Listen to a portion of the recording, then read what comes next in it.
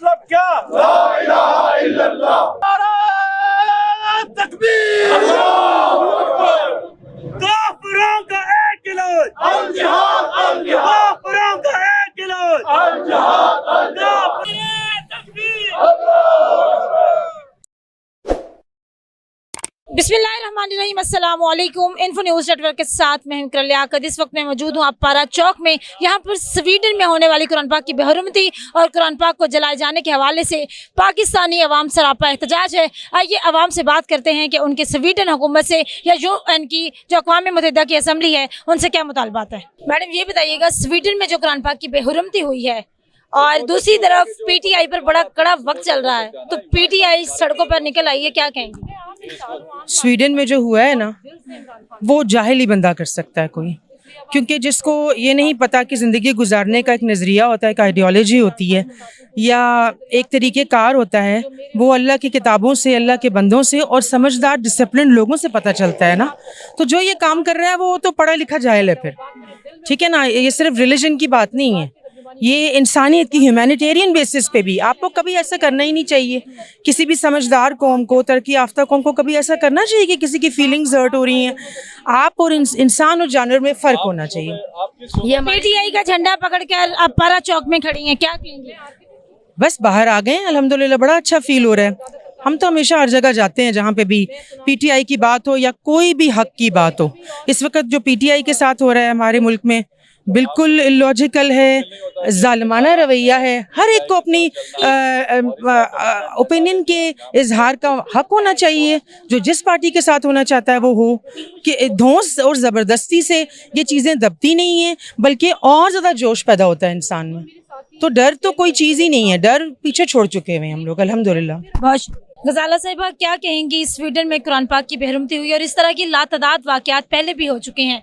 क्या हर दफ़ा हमारी फाइनेंशियल मजबूरियां सामने आ जाती हैं कि हम कोई रद्द-ए-अमल ज़ाहिर नहीं कर पाते? अच्छा, फाइनेंशियल से ज़्यादा मैं इमोशनल समझती हूँ मजबूरी में। अगर आपको कोई नहीं कहता कि आपके पास पैसा होगा तो आप एहतजाज करेंगे, कम से कम आपको अल्लाह ताला ने ज़बान तो दी है, बाहर तो निकले, एहतजाज तो करें। फाइनेंशियल तो बात की बात आती है। यहाँ लाखों का क्राउड होना चाहिए था ना, करोड़ों का क्राउड होना चाहिए था। फिर देखते कि कौन हमारी बात सुनता है या नहीं सुनता। तो हम हर चीज़ को ये कहते हैं जी हम फाइनेंशियली मजबूर हैं तो हम नहीं कर सकते। क्यों नहीं कर सकते? हमें क्या मजबूरी है? हम तो श्रीलंका से भी गए गुजरे, हम निकल नहीं सकते। अब भी देखें लोग नहीं आ रहे, अल्लाह करे कि लोग निकले। मैं बड़ी उम्मीद से निकली हूँ कि शायद मेरे निकलने से PTI के सपोर्टर्स नहीं निकले या लोग वैसे ही डर की वजह से नहीं निकले? लोग बहुत डरे हुए हैं, लेकिन ये डर जो है ना, ये जो बारिश की कतरा बनने वाले ये जो लोग हैं ना, इनको देख के ये देखिएगा ये डर भी ख़त्म हो जाएगा। पेशावर में निकल रहे हैं ना, क्या डर है? वो इकट्ठे हो गए हैं तो हम भी इकट्ठे हो जाएंगे। अगर इस्लामाबाद वाले भी हो जाएंगे तो डर कोई चीज़ नहीं है। डर तो कड़ा वक्त गुजर रहा है PTI पर और PTI का झंडा, और फिर बिल्कुल आप अपारा चौक पे खड़ी हैं, डर नहीं लगता? तो क्या हुआ? मैं यहीं पे खड़ी थी जब इमरान खान को जब नैब में लेके आए थे, तब भी मैं यहीं खड़ी थी। मैं अब भी यहीं खड़ी हूँ। जब तक मुझे उठाएंगे नहीं मैं यहीं खड़ी हूँ, और जब छोड़ेंगे मैं फिर यहीं खड़ी हूँ। दिल कह रहा है कि उठा ले। मेरी बहनों को उठाया हुआ है, मेरे भाइयों को उठाया हुआ है। वो किस तकलीफ में है।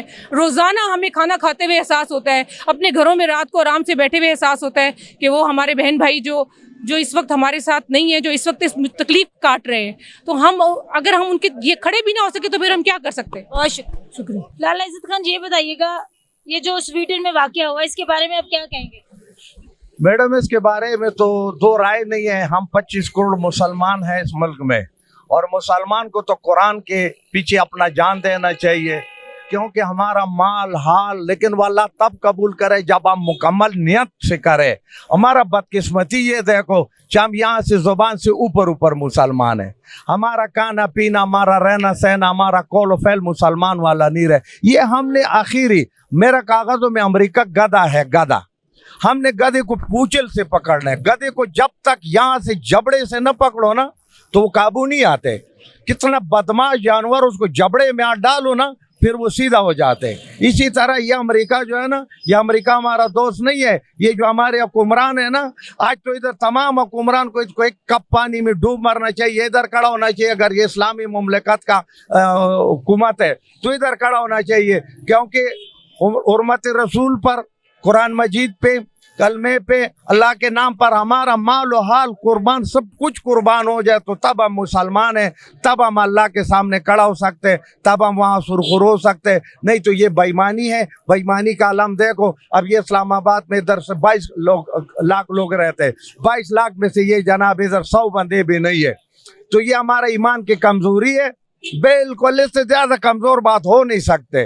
तो मजबूत बात तो ये कि दूसरा, हम इस वक्त मुल्क में पूरा तकरीबन 2 अरब मुसलमान हैं, उसमें 25 करोड़ पाकिस्तानी है और हमारा पास है टम्बम का ताकत है।